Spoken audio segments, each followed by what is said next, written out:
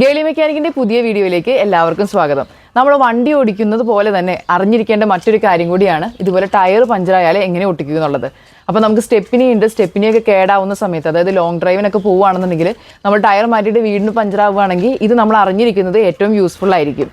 നമുക്കിപ്പോൾ പഞ്ചർ ഒട്ടിക്കാനായിട്ട് മെയിനായിട്ട് വേണ്ട കാര്യം എന്ന് പറയുന്നത് ഇതാണ് കേട്ടോ. പഞ്ചർ സ്ട്രിപ്പാണ് വരുന്നത്, തിരി എന്നൊക്കെ പറയും. അപ്പോൾ ഇത് നമ്മൾ ഈ കാണുന്ന ടൂൾ കണ്ടോ, ഈ ഒരു ടൂൾ ആവശ്യമുണ്ട്. ഇതിനകത്തേക്ക് നമ്മൾ കയറ്റി വെച്ചിട്ടാണ് ഇത് ചെയ്യുന്നത്. ഈ ഒരു ടൂൾ വേണം. അപ്പോൾ എന്തായാലും അതിനുശേഷം നമുക്ക് കണ്ടോ ഈ കാണുന്ന ഒരു ടൂൾ, ഇത് നമ്മൾ ഹോള്, അതായത് ആണിയൊക്കെ പറിച്ച് കഴിയുമ്പോൾ ആ ഹോളൊന്ന് വലുതാക്കി എടുക്കാൻ വേണ്ടിയിട്ടാണ് ഈ കാണുന്ന ടൂൾ ഉപയോഗിക്കുന്നത്. പിന്നെ നമ്മളൊരു ഫെവി ബോണ്ട് എന്ന് പറയുന്നൊരു പശയും കൂടി ഉപയോഗിക്കുന്നുണ്ട്. അത് ആ കയറ്റി വെക്കാൻ നേരത്ത് എളുപ്പത്തിൽ കയറ്റി വെക്കാൻ വേണ്ടിയിട്ടാണ് ഈ ഒരു ഫെവി ബോണ്ട് പശ യൂസ് ചെയ്യുന്നത്. പിന്നെ നമുക്ക് ആ ഒരു ആണിയൊക്കെ പറിച്ചെടുക്കാൻ വേണ്ടിയിട്ട് നമ്മളൊരു പ്ലെയറും കൂടി ഉപയോഗിക്കുന്നുണ്ട്. ഏറ്റവും ഇമ്പോർട്ടൻ്റ് ആയിട്ടുള്ള കാര്യം എന്ന് പറഞ്ഞാൽ നമ്മൾ സൈക്കിൾ എയർ അടിക്കുന്ന ഒരു പമ്പ് കൂടെ ഉള്ളതാണ് ഏറ്റവും ആവശ്യമുള്ളത്. അപ്പോൾ ഇതൊക്കെ വെച്ച് നമുക്ക് എങ്ങനെ പഞ്ചർ ഒട്ടിക്കാമെന്നൊന്ന് നോക്കാം. ഇപ്പോൾ നമ്മളിത് നോക്കുകയാണെന്നുണ്ടെങ്കിൽ ഈ ടയർ പഞ്ചറായിട്ടിരിക്കുകയായിരുന്നു. അപ്പോൾ കാരണം ഇത് വേറെ ഒന്നുമില്ല, ഇവിടെ ഒരു ആണി കൊണ്ടിട്ടുണ്ട്. അപ്പോൾ നമുക്കിത് പറിച്ച് കളഞ്ഞിട്ട് പഞ്ചർ ഒട്ടിക്കുന്നത് എങ്ങനെയാണെന്ന് ഇന്നത്തെ വീഡിയോയിൽ നോക്കാം. അപ്പോൾ ടയർ നിങ്ങൾ നോക്കേണ്ട കാര്യമില്ല കേട്ടോ, ഇത് ഓൾമോസ്റ്റ് മൊട്ടയായിട്ടുണ്ട്. പക്ഷെ നമുക്ക് നമ്മുടെ കാര്യം പഠിക്കാൻ വേണ്ടിയിട്ട് ഇതിനകത്ത് നോക്കാം. ഇതിപ്പോൾ ബാക്ക് വീലാണ് പഞ്ചർ അയക്കുന്നത്. അപ്പോൾ അതുകൊണ്ട് നമുക്കിത് അഴിച്ചെടുക്കാതെ പറ്റില്ല. ഫ്രണ്ടിലെ വീലാണെങ്കിൽ നമുക്ക് ഫുൾ ടേൺ കൊടുത്തിട്ട് അഴിക്കാതെ തന്നെ പഞ്ചർ ഒട്ടിക്കാൻ പറ്റുമായിരുന്നു. അപ്പോൾ ഇത് നമുക്ക് എന്തായാലും അഴിച്ചെടുക്കാം.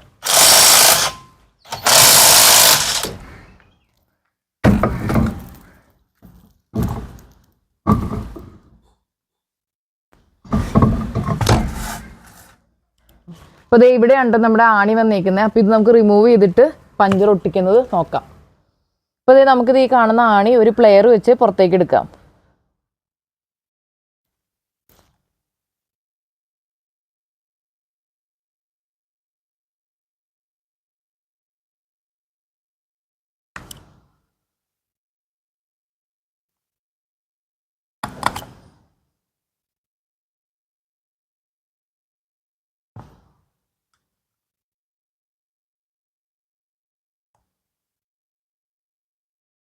ഇത് ഈ ആണിയാണ് കേട്ടോ നമുക്കിത് ഇതിൻ്റെ അകത്തുനിന്ന് കിട്ടിയേക്കുന്നത്. അപ്പോൾ നമുക്കിനി പഞ്ചർ ഒട്ടിക്കാം.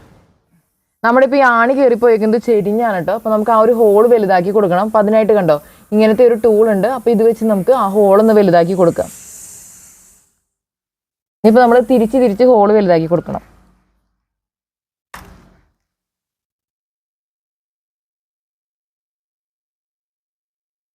ഇത് നമ്മൾ കുറച്ചധികം നേരം ചെയ്യേണ്ടി വരും കേട്ടോ, ഈ ഒരു ഹോളൊന്ന് വലുതാക്കി കിട്ടാനായിട്ട്. എങ്കിലാണ് നമുക്ക് അതിനകത്തേക്ക് പഞ്ചർ ഒട്ടിക്കാനായിട്ട് പറ്റുള്ളൂ.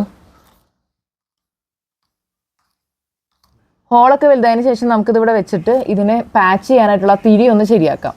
ഇതാണ് നമ്മൾ പഞ്ചർ ഒട്ടിക്കുന്ന തിരി എന്ന് പറയുന്നത്. ഇത് നമുക്ക് പാക്കറ്റിൽ വാങ്ങാൻ കിട്ടും. പഞ്ചർ കിറ്റിനകത്ത് ഇതുപോലത്തെ ഈ ഒരു ടൂള് നമുക്ക് കിട്ടും. അപ്പോൾ ഈ ടൂള് നിങ്ങൾക്ക് നോക്കിയാൽ കാണാം, ഇതിൻ്റെ അകത്തൊരു ഹോള് വരുന്നുണ്ട് കണ്ടോ.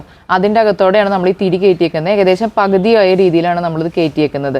എന്നിട്ട് നമ്മളിത് നേരെ അതിൻ്റെ അകത്തേക്ക് കയറ്റി വയ്ക്കുകയാണ് ചെയ്യുന്നത്. അപ്പോൾ ഇത് കുറച്ചുകൂടെ എളുപ്പത്തിലേക്ക് നമുക്കിത് ചെയ്യാൻ വേണ്ടിയിട്ട് ഈ ഒരു ഫെവി ബോണ്ട് എന്ന് പറഞ്ഞിട്ടുള്ളൊരു പശയുണ്ട്. ഇത് നമുക്ക് ഇതിൻ്റെ മേലെ അപ്ലൈ ചെയ്ത് കൊടുക്കാം. ഇത് ആ കിറ്റിൻ്റെ കൂടെ വരില്ല, നമ്മൾ സെപ്പറേറ്റ് വാങ്ങിക്കേണ്ട വരും കേട്ടോ.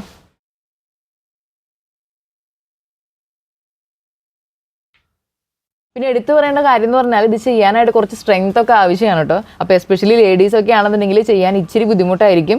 അപ്പോൾ നമുക്ക് അങ്ങനെ ബുദ്ധിമുട്ടായിട്ട് വരികയാണെങ്കിൽ കറക്റ്റ് ആ ഗ്രിപ്പിലൊക്കെ കയറ്റി നമുക്ക് കിട്ടണമെന്നുണ്ടെങ്കിൽ നമുക്ക് ഒരാളുടെ ഹെൽപ്പും കൂടി ചെയ്യുന്നതായിരിക്കും ബെറ്റർ. ഇപ്പോൾ എനിക്ക് എന്തായാലും ഒരാളുടെ ഹെൽപ്പിൽ അത് ചെയ്യാനായിട്ട് പറ്റില്ല കേട്ടോ. അത് ഞാൻ കുത്തി വെച്ചാർന്നത് പുറത്തേക്ക് എടുക്കുകയാണ് കേട്ടോ. അതെടുത്തതിന് ശേഷം നമ്മളിത് സെറ്റ് ചെയ്ത് വെച്ചേക്കുന്നത് അകത്തേക്ക് കയറ്റി വയ്ക്കുകയാണ് ചെയ്യേണ്ടത്. നന്നായിട്ട് ഉള്ളിലേക്ക് പ്രസ് ചെയ്ത് കൊടുത്താൽ മാത്രമായിട്ട് അത് കയറുള്ളൂ. ഞാൻ നേരത്തെ പറഞ്ഞ പോലെ തന്നെ നല്ല സ്ട്രെങ്ത് ഉണ്ടെങ്കിലാണ് ഈ ഒരു കാര്യം ചെയ്യാൻ പറ്റുള്ളൂ.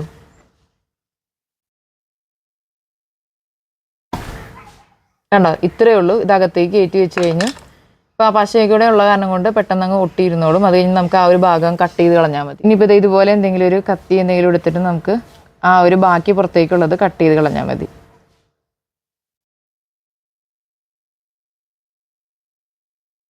ഇനിയിപ്പോൾ നമുക്കിത് എയർ അടിച്ച് നോക്കണം. അപ്പോൾ അതിന് നമ്മുടെ കയ്യിലുണ്ട് ഇതുപോലത്തെ ഒരു എയർ പമ്പ് ഉണ്ടെങ്കിൽ ഈസി ആയിട്ട് നമുക്ക് എയർ അടിച്ച് നോക്കാവുന്നതേ ഉള്ളൂ.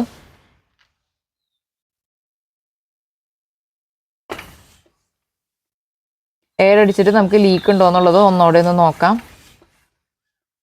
ഇപ്പോൾ ഇത് നമ്മൾ എയർ അടിച്ച് ഏകദേശം 20 PSI ആയിട്ടുണ്ട്. ഇനിയിപ്പോൾ നമുക്ക് ഇതിനകത്ത് ലീക്ക് ഉണ്ടോ എന്ന് നോക്കണം. അപ്പോൾ അതിനായിട്ട് നമുക്ക് കുറച്ച് സോപ്പ് വെള്ളം കിട്ടുകയാണെങ്കിൽ നല്ലതായിരിക്കും കേട്ടോ. സോപ്പ് വെള്ളം കലക്കിയത് എടുത്തിട്ട് നമുക്ക് ഇതിൻ്റെ മേലെ ഒഴിച്ച് വെക്കാം.